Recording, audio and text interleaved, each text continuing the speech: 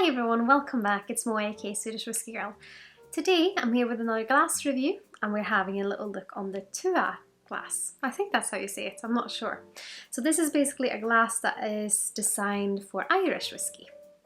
And it's apparently taken inspiration from the, what's it called? Skellig Michael, I think, which is one of the Skellig Islands that are quite mountainous islands outside of Ireland. And it's interesting. It reminds me of a Glencairn, which is kind of the Scottish glass for whiskey, and has a little stem, which also has a really lovely base. I don't know if you can see it, but it has like a little lower thing here, and then on the other side is different. So you can hold it quite comfortably no matter if you're right or left-handed, which just adds a little bit of an extra experience, I would say. Personally, I prefer a longer stem for my whiskey glasses, but yeah, it's an interesting one. It has quite a big body as well. I mean, compared to a Glencairn, they're quite big, different in size, which means that when you pour a measure into this glass, it almost looks a little bit less because it kind of spreads out because it's quite wide, which is quite interesting. But yeah, it has a big body and of course it's kind of curving out at the top. So it's, yeah, and Tuath I think also means nation or family in Old Irish, Gaelic. But yeah, let's start by having a little nose, see what we think.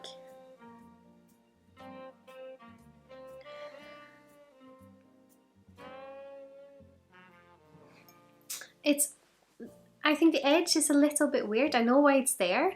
It's so kind of, I think what it said on their website is that a copita, which, do I have one? I do.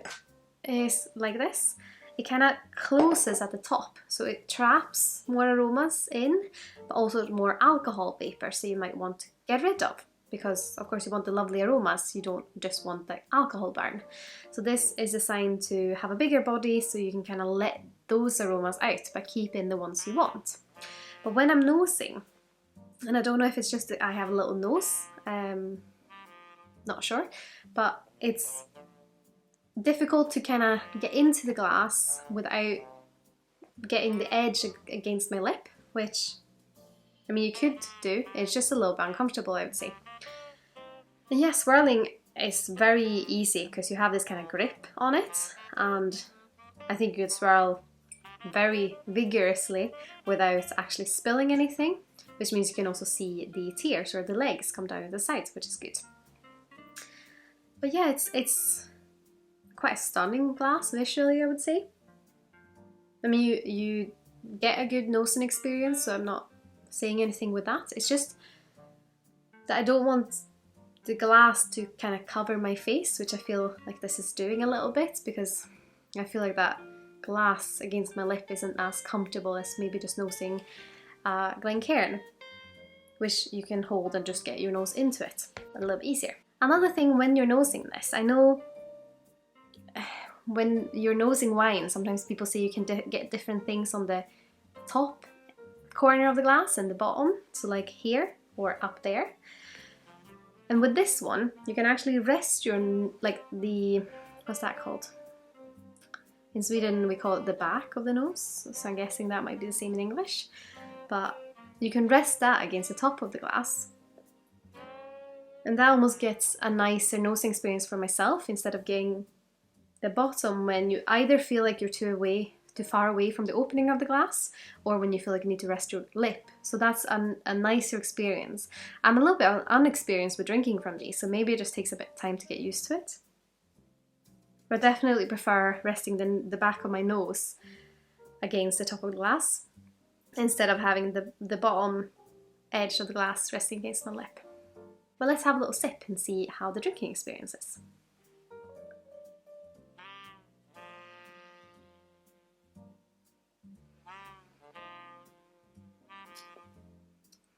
Yeah, it's not too bad. I think again, because the edge is leaning out the way, I almost feel like I'm gonna miss my mouth, or that it's gonna be quite a lot coming at the same time, because you can't really kind of narrow it in, but I don't know if that's just in my head.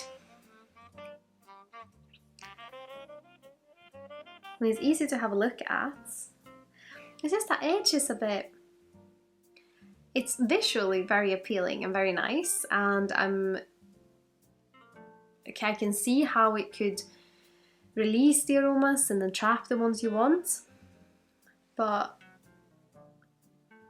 I don't know, it just makes the nosing and the tasting a little bit more difficult, I would say, for me. That's just my personal kind of preference.